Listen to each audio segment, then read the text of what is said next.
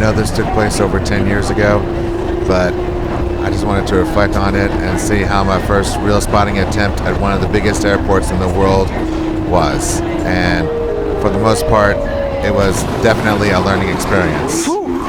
I learned some things that I should not do and some things that I know I could do and what to look out for.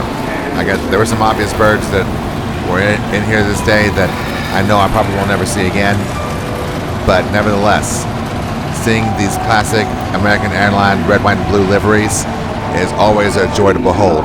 And wait until later where you see some of the legendary classics of birds out there.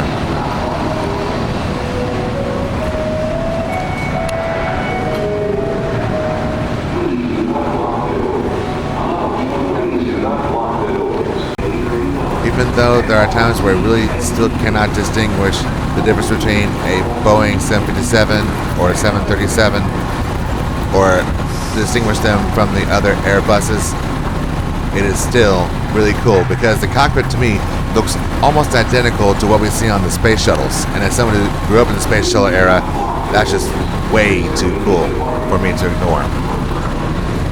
But then you get these legendary classic MD-80s here, as they're better known as the Mad Dogs, or at least that's what some spotters have called them, the Mad Dog 80s. Very iconic. I mean, how can you not be a fan of American Airlines and not be a fan of the MD-80 look? I don't know if I remember going to see her again, but I know if I do, I know that I was there when they were still in active service. And if they are still in active service, please let me know. I haven't been to DFW in quite some time. Just in case you didn't know, Texas is known for its great, diverse cuisine palette. And Papacitos is right up there in top-tier Tex-Mex. So if you want to grab a great lunch or a quick drink before you get on your flight, Papacitos is the way to go. Now, speaking of the way to go, the Skylink trolley system is what gets you from one terminal to the next at this very big DFW airport. But fortunately, the people at DFW wanted to make sure you kept the eye on the birds and on the skies no matter what. So the fact that we can see the taxiways and all these birds here all throughout this is really awesome to see, including this gorgeous takeoff right here. And there's plenty more. And therefore, a lot of spotters have told me, including my good friend Skylink Productions, he has told me that DFW is a really great place to see birds and watch birds. And based on what I've seen in his videos, that is not a joke. Beautiful touchdown right there. I want to say that's an Airbus. Correct me if I'm wrong, but that does look like an Airbus or a 777, but I'm going to go with Airbus on that one. Now, going back to the Skylink itself. The Skylink makes a full loop around all of the terminals of DFW. When I was there was only 5 terminals. I think a 6th one was under construction. I'm not sure of the progress right now. I will look into that later. But as you go around all of these terminals here, you will be able to see all of the action going on. All the taxiing, all the birds in the gates, everything. Including crossing over the highways as you saw in the very first clip of this video. The little highway that goes right through the middle of the whole airport complex. So no matter what, you can see these beautiful birds as you go all the way around the airport. It is very little wonder why DFW is a spotter's paradise.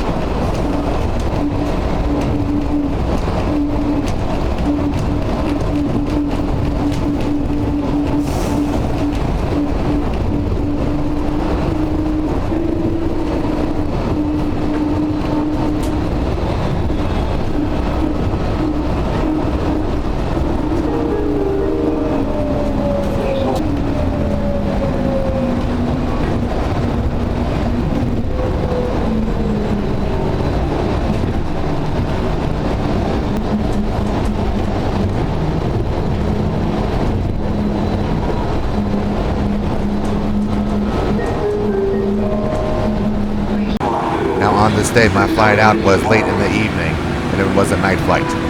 So as the sun sets, it only made the colors that much more awesome. Now, it was also during this time that I learned quite a few things about glare and how the glare gets a lot more obvious as it gets darker outside. So I really had to counteract that with everything that's going on outside, including the landing of this beautiful MD-80.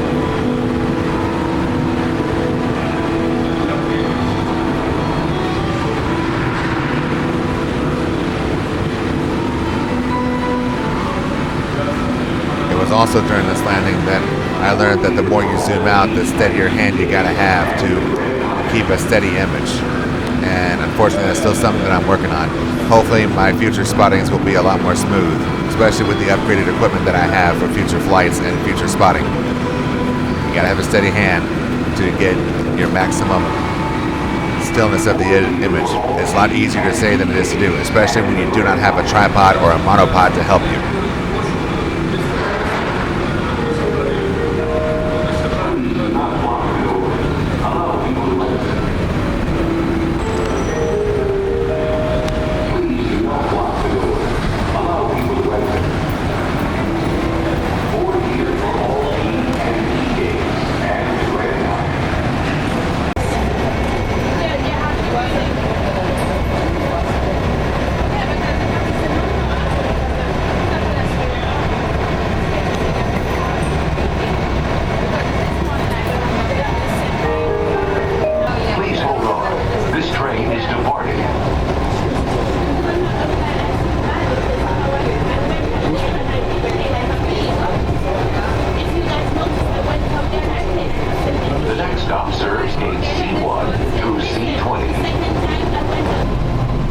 Since I still had a couple of hours before my flight, I wanted to ensure that I got at least one shot of me riding around the Skylink at the very front car so I can see exactly what is going on with minimal obstruction, including the main control tower right there. And with the sun setting, I knew it would get a little trickier to spot, but fortunately I was still able to get this beautiful British Airways 747 as it was on its way out, probably back over to the UK. There's also this way that I learned a lot about the trolley system that goes through not just DFW, but also in other major airports all around the nation. I haven't been around the world yet, but I hope to get there one day.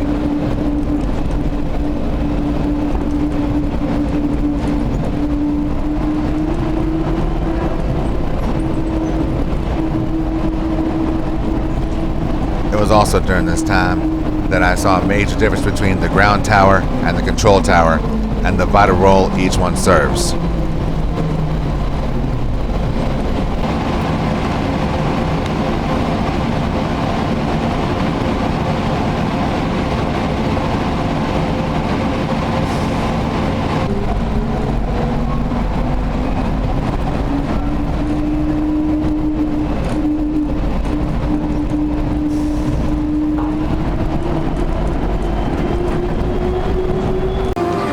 As much as I would have loved to stay longer and see a lot more birds, the time for my flight was pretty close. So I had to head on down and get over to the terminal and get ready for my flight. All in all, this, my very first spotting experience, was very insightful and very informative. In self-reflection, I learned a lot. I learned a lot of things that you should do and a lot of things that just don't work. Like you can see the obvious glare from the window right here in this shot. So night spotting is not really favorable for cameras, but that's just for me. If it works for others, great. If you can share tips, I would love that. But for now, I'm going to go ahead and end this reflection. This is SFAPowerhouse signing off. Thank you for joining me as I reflect on this very big first step for this channel. Y'all take care, God bless, and enjoy the flights.